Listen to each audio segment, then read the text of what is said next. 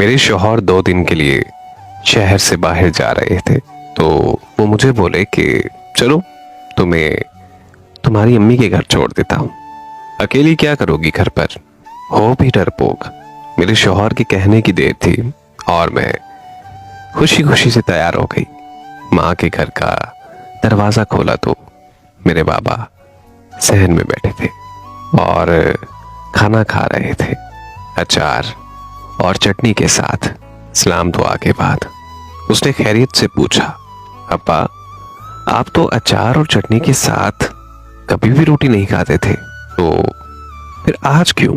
तो मेरे अब्बा ने निवाला लेते हुए कहा कि बेटा कभी कभी खा लेनी चाहिए, मजे की होती है। मुझे तो आज पता चला। मैंने अपने अब्बा की आंखों में वो बेबसी भांप ली थी। इतने में मेरी भाभी भी सहन में आई। मुझे मिलते ही पूछने लगी कि रहने आई हो। मैंने खुशी से बोला, जी भाभी, असद 2 दिन के लिए शहर से बाहर गए हैं, तो मैंने सोचा कि मैं अब्बा के घर का चक्कर लगाऊं और असद ने मुझे यहां छोड़ दिया। मेरी भाभी मेरी बात सुनकर मसनूई हंसी और बोली, बैठो मैं तुम्हारे लिए चाय या बोतल लाती हूँ।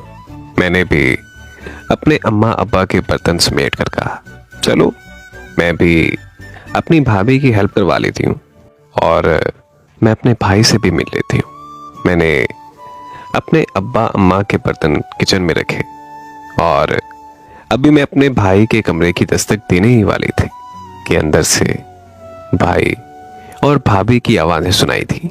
मेरी भाभी कहने लगी कि तुम्हारी बहनें बया तो दी हैं, लेकिन वो फिर भी इसके बाद अपने अम्मा अब्बा का चौखट नहीं छोड़ती।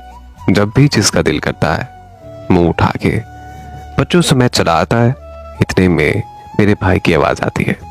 मेरे भाई बोलते हैं कि तुम्हारा क्या खाती हैं, यहाँ नहीं आएंगी तो कहाँ जाएंगी। इतने में मेरी भाभी बोली और कहने लगी कि बस अब मुझसे नहीं होती तुम्हारी खानदान की खिदमतें, तुम्हारे माँ बाप को खाना दे देती हूँ, यही बहुत बड़ी गनीमत समझो। मेरा तो जिस्म जैसे वहीं सुन हो गया हो और आवाज खलक में बप हो गई और मैं उल्टे पांव वापिस होने लगी। थोड़ी देर बाद मैं फोन पर यह बात करते हुए बाहर निकली कि अच्छा अम्मी, आप लोग आए हैं गांव से, मुझे पहले ही बता देते तो मैं अम्मी की तरफ आती ही ना। चले आप परेशान ना हो, मैं अभी वापस आ रही हूँ।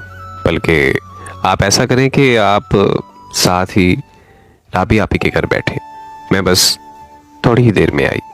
मेरे अम्मा अब्बा हैरान होते हुए कहते, बेटा क्या बात हुई है। तो वो बोली, अब्बा जी असद की अम्मा आई हैं और मेरा इंतजार कर रही हैं, मैं उन्हें कैसे छोड़ दूं। मैं फिर आऊंगी इंशाअल्लाह। अभी आप मुझे इजाजत दें।